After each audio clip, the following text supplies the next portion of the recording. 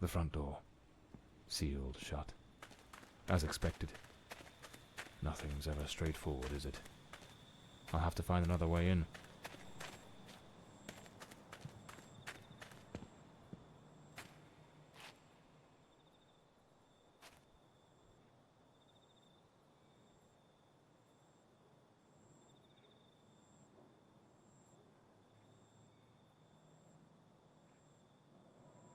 So, there's an alternative entrance, hidden somewhere in the wall of the asylum.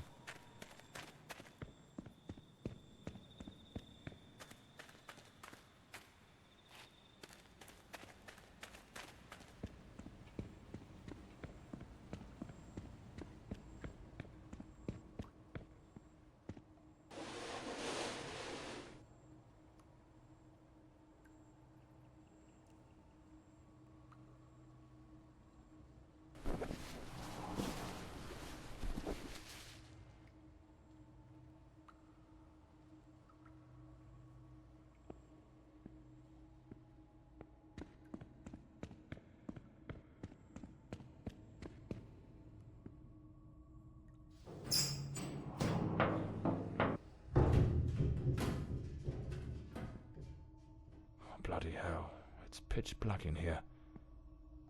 Looks like I've stumbled into what could be the kitchen.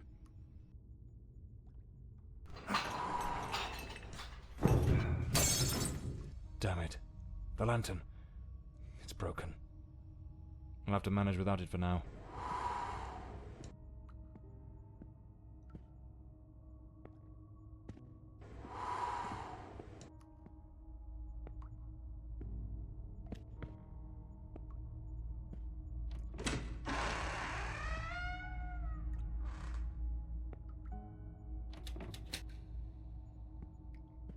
Some of the rooms are completely trashed.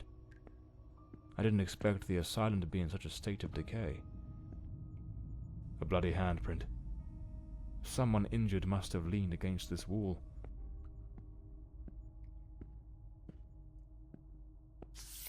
May 1922. This letter was written half a year before Elodie's murder. It's possible she was still a patient here at the time. The nurses were genuinely concerned about the aggression of patient B03. Westland Asylum was a top place in its good old days.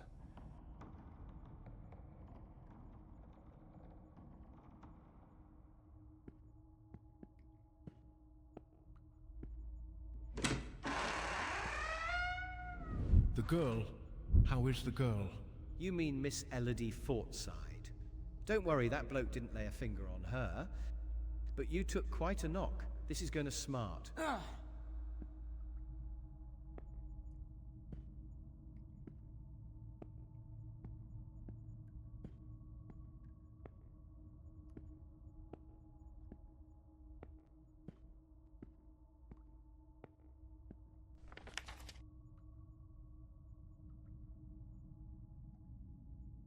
The asylum was shut down 10 years ago. Judging by the state it's in, they probably had no choice but to close it due to the building's condition. Some basic rules, but quite necessary, I must say.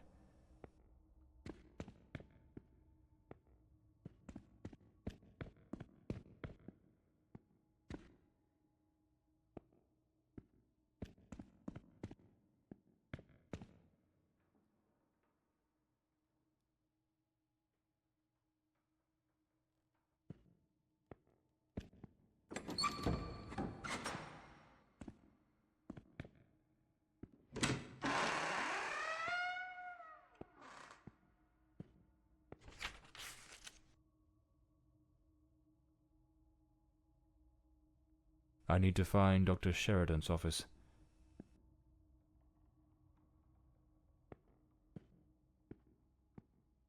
This file cabinet is now empty. It probably held all the records of the inpatients.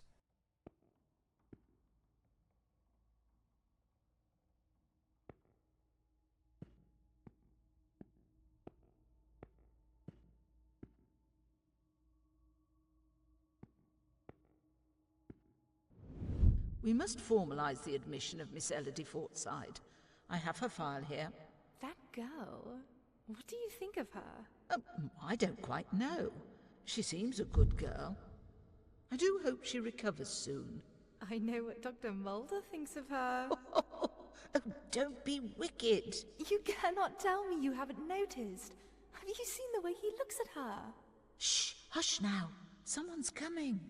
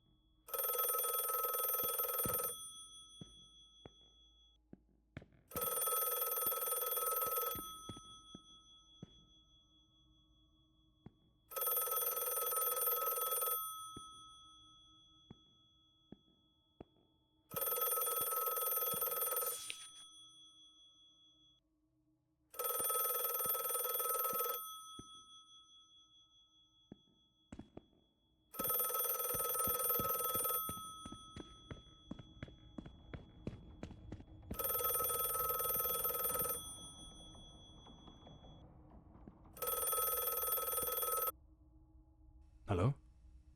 Hello? Can you hear me? Mr. Morley, is that you? Lady Margaret? Mr. Morley, I'm so relieved to hear your voice. I've been trying to reach your office, but I couldn't get through to anyone. It's awfully late at night, Lady Margaret. How on earth did you know I was at Westland Asylum? Well, I was already in bed, truth be told. But there was something on my mind.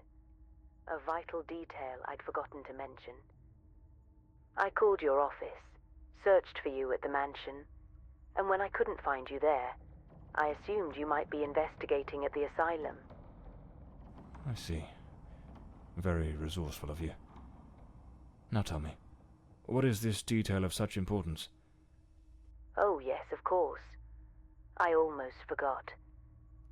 You see, the truth is, I'm afraid that you're not alone. What the devil does that mean? Hello? Lady Margaret?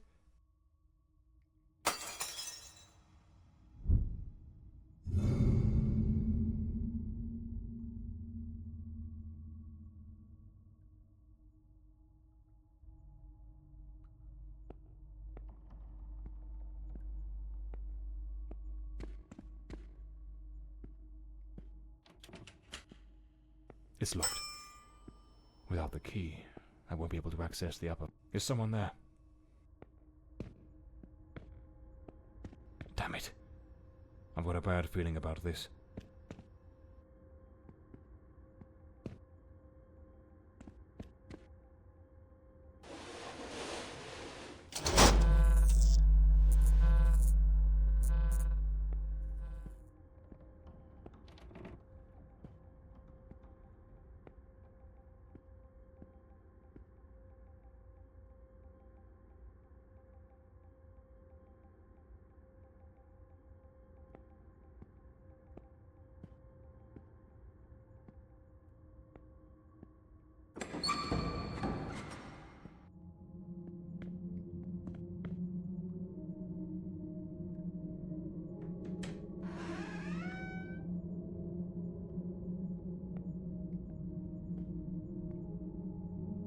Internal report.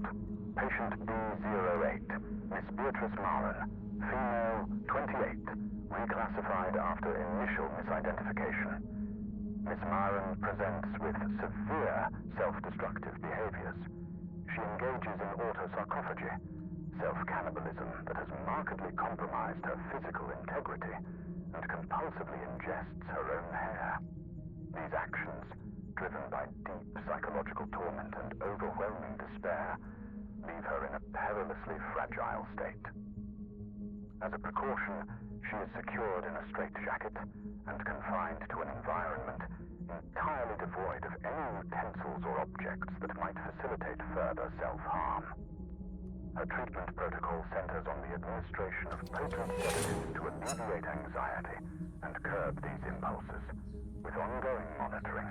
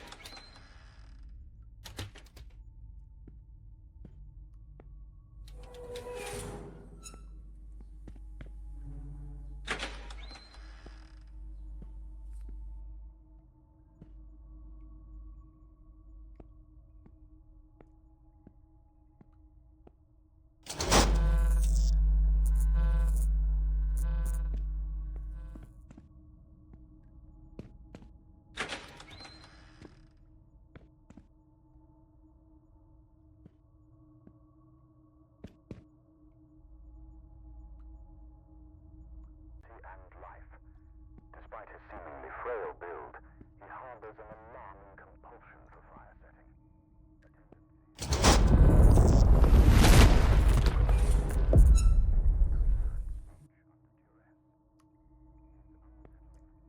Fixed gaze suggests the planning of covert schemes, amplifying his threat. To mitigate risk, he is isolated in a secure cell, thoroughly cleared of flammable materials. His management includes a regimented program of sedatives and antipsychotic medications to stabilize his manic and schizoid symptoms, with vigilant oversight maintained.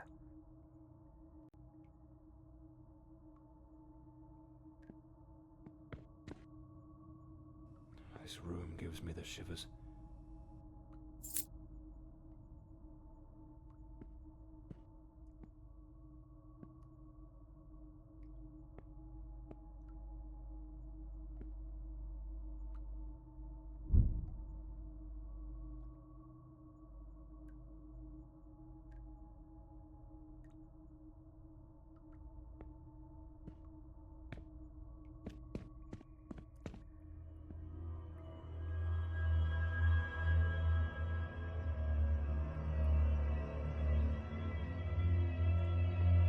I need to hide. Quickly.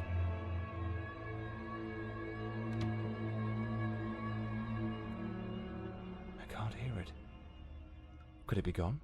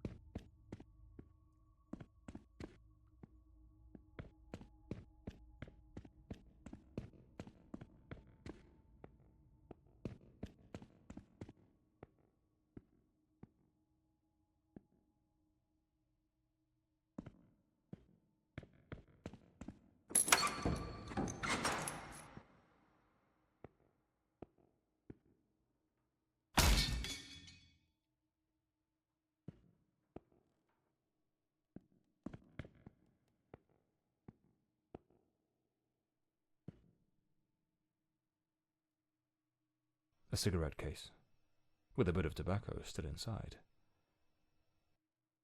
Clean water, an apple, a bit of bread. The food still fresh. A maintenance uniform, oddly well prepared. Not a speck of dust on it. Looks like someone's been coming through here. Perhaps this is what Lady Margaret meant in her call. Or was she trying to warn me about something else?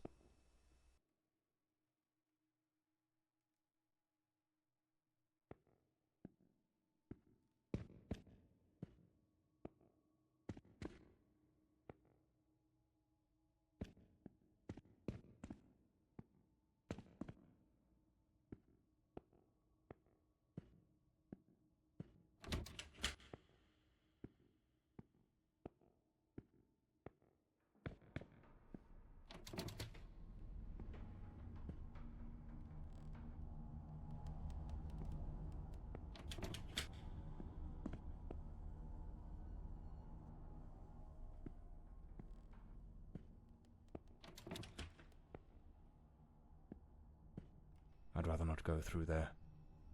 Looks ready to cave in at any moment.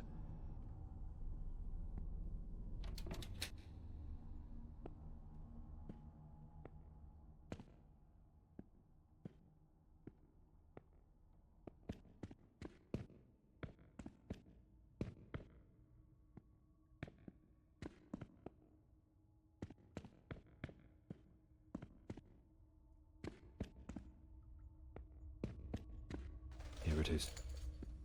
Dr. Sheridan's office. This is where I'll find Elodie and Walter's records.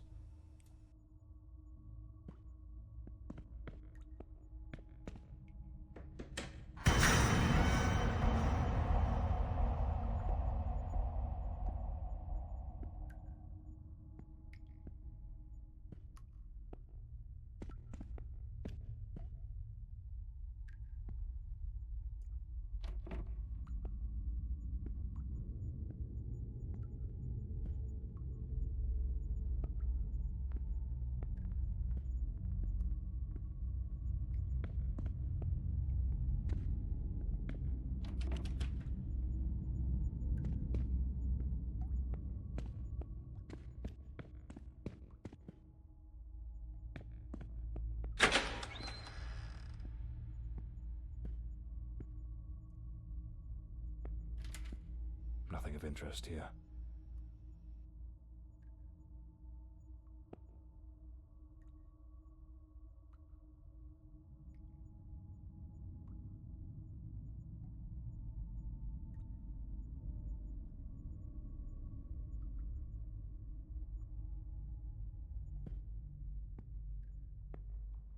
Elodie's record.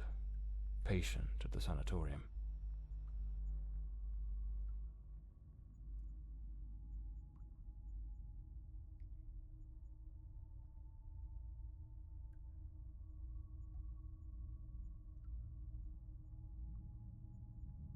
Strange. Elodie's record was easy to find, but there's no sign of anything related to Walter Brandon. Something doesn't add up. What am I missing?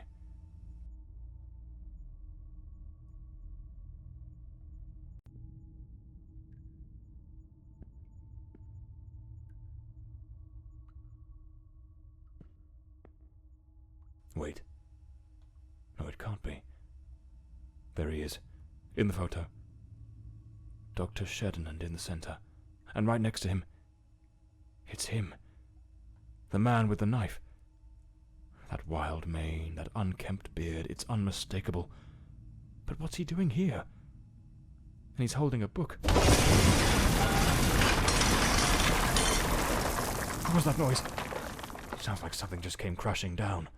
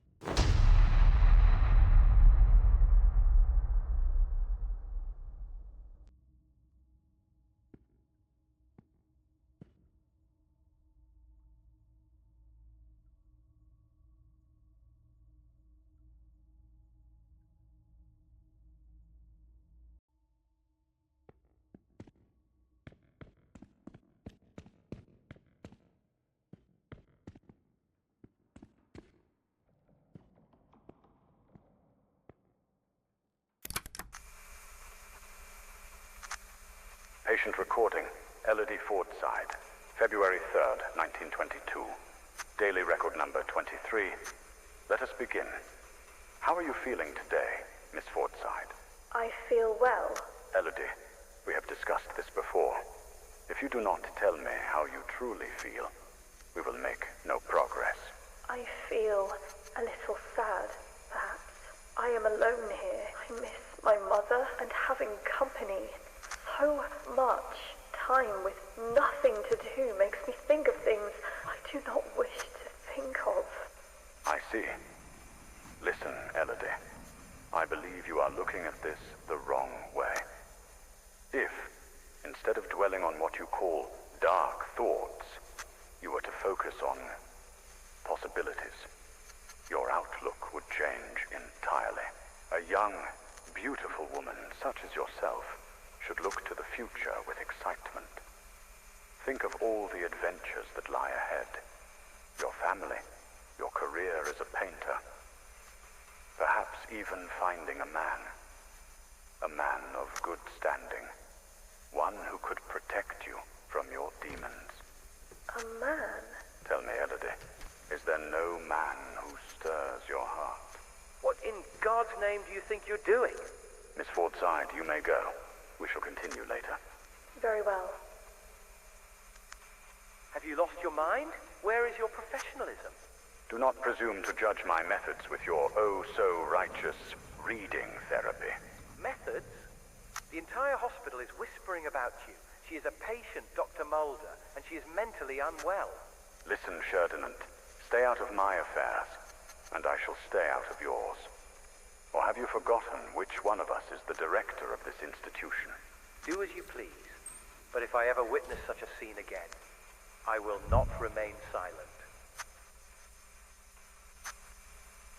Damn fool.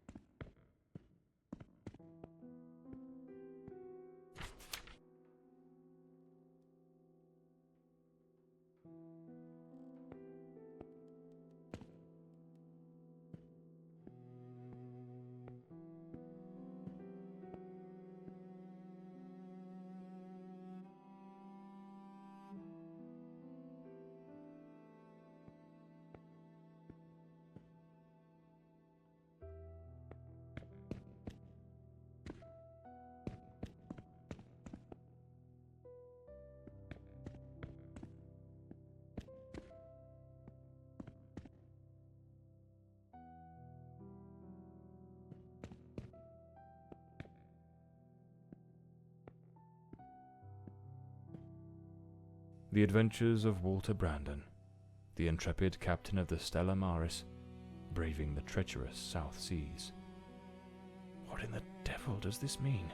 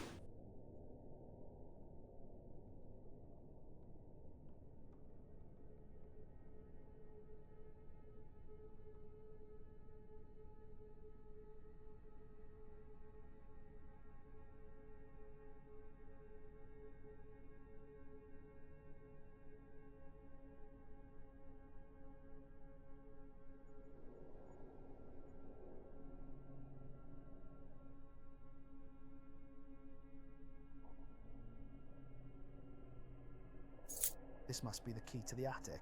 Let's see where it leads. That hospital screen is positioned like the sail of a ship.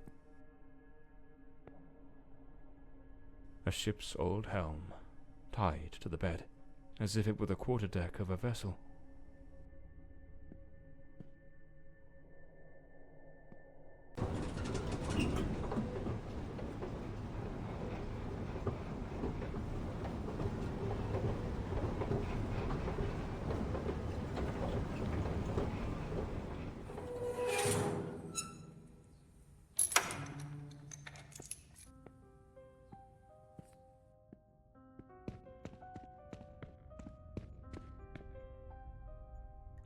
Hair on the chair, strands on the floor. This is where the transformation took place.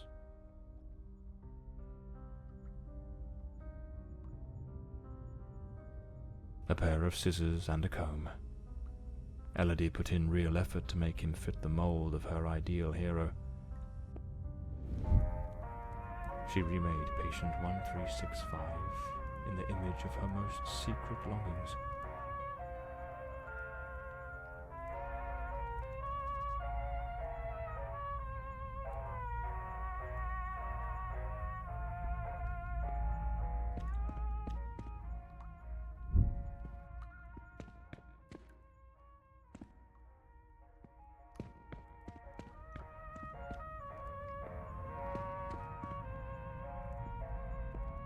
An alarm clock.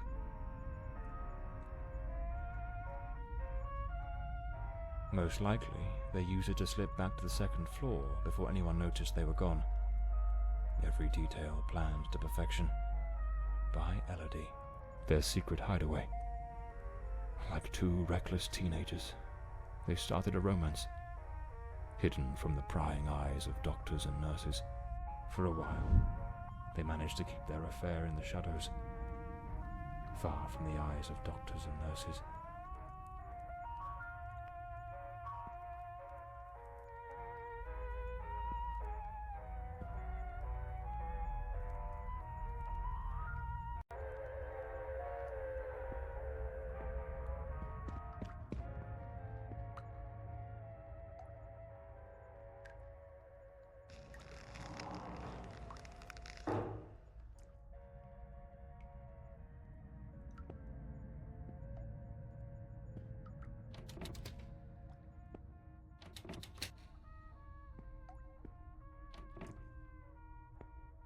The room has been decorated to resemble some sort of island in the South Seas. Of course, I should have guessed. She pulled him into her world. Elodie created Walter Brandon. A draft letter, scratched out and full of corrections.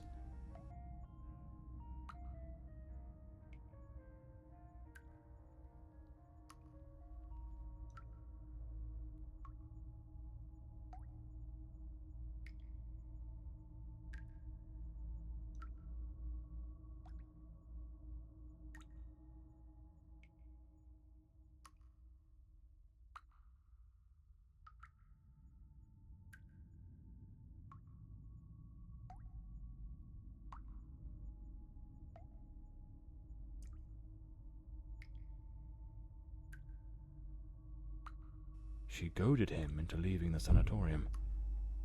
That man was desperately ill. But Elodie's selfishness outweighed what little sense she had. She pushed him too far. If I pieced this together correctly, that Walter was never really Walter at all. There was another personality. She called it the Shadow, a dominant, dangerous force that surfaced again and again in his life. The threads are beginning to unravel, but I need to see this through. What truly happened to Walter Brandon?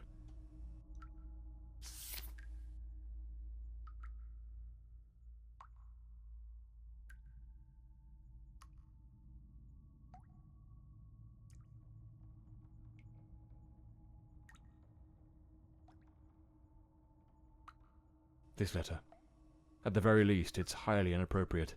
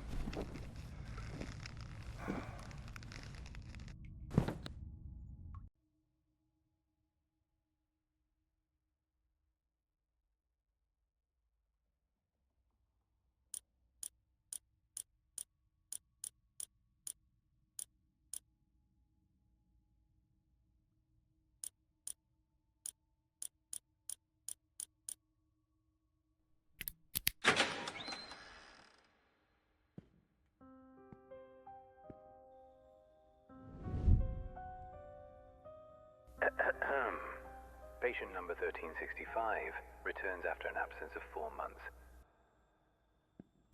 He's in a state of utter disorientation, perspiration pouring off him, and good heavens, there's a severe wound to the skull.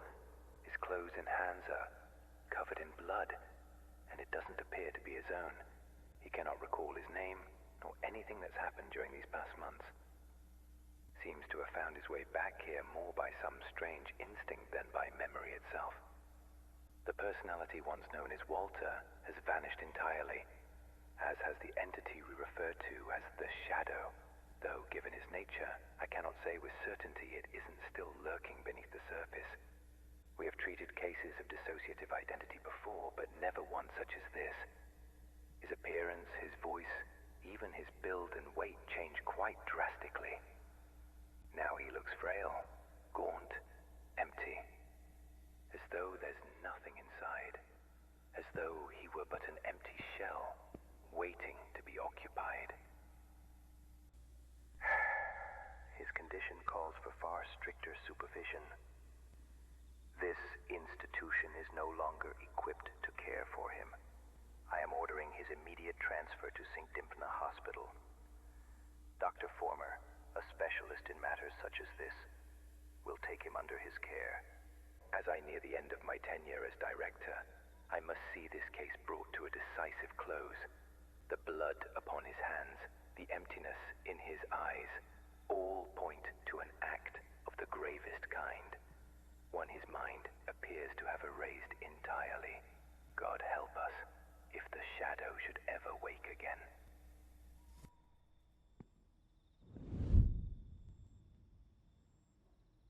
So it seems Walter came back to the sanatorium of his own accord, though he was utterly incapable of recalling what he'd done. They moved him to St. Dymphna's Hospital. Could he still be there after 20 years? What became of him? I'll have to follow this lead.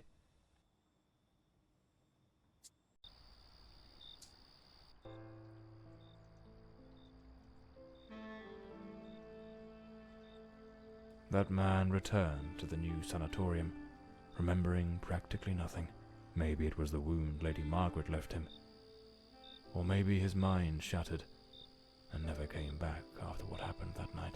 As for me, I was hired to find the one who killed Elodie Fortside, and my intuition told me they were still there, in the depths of St. Dymphna.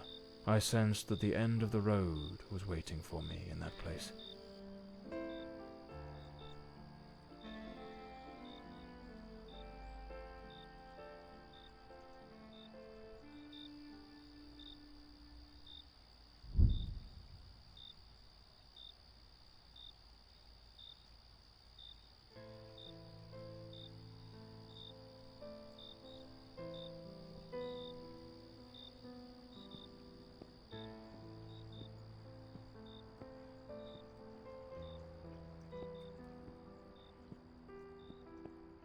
Can't very well saunter in through the front door as if nothing's amiss.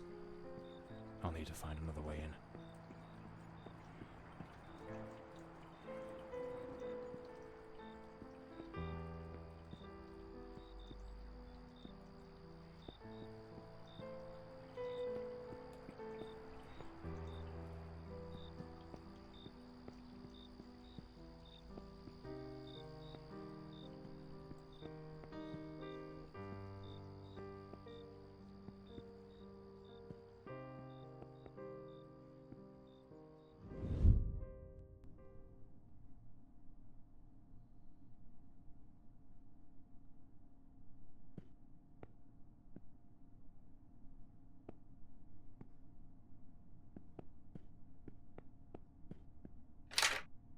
It's locked.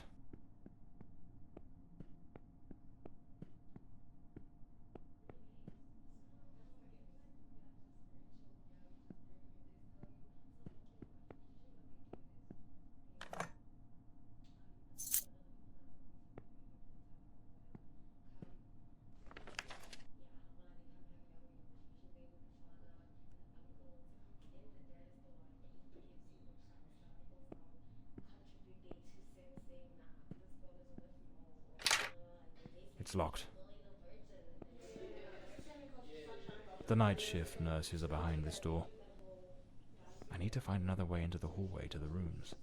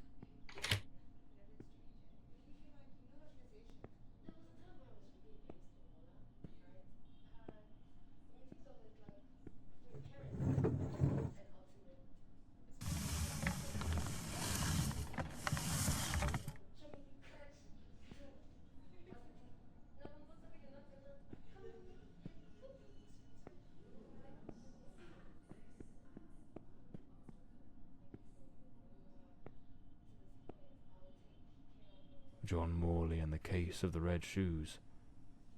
What the devil does this mean?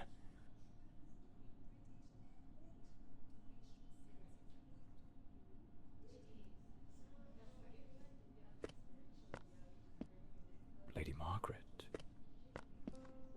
That fateful night, I was startled by the noise. Those wretched cries of agony from dear Elodie. I rushed to her chambers, and there you stood, stained with the blood of the one soul I cherished above all others in this world. The housekeeper had warned me, but I turned a deaf ear. Elodie was finally happy, even amidst your incessant bouts of volatility. Yet, with the passage of time, your demeanour darkened. More and more frequently, that sinister presence lurking within you began to surface, each appearance more violent than the last. Elodie no longer gazed upon you with the starry-eyed affection of a smitten young woman. The atmosphere in this house grew suffocating, fraught with an unbearable tension. That very afternoon I spoke with her. She had resolved to end your engagement. You seemed, or so I dared hope, to have accepted it with grace. But that night, that very night, you ended her life in the most savage manner imaginable. I threw myself upon Elodie, desperate to save her. But alas, it was far too late. Months later, I learned you had returned voluntarily to the sanatorium. I sought answers and immersed myself in understanding the afflictions that plagued you. Dissociative identity disorder, they called it. A condition in which one might host multiple identities, each vying for dominion over the body. But the man confined in that bleak institution was not the shadow, not the fiend who had stolen my daughter. No. He was but the shell, the hapless vessel. And I yearned to find the true culprit, not the facade, the murderer himself.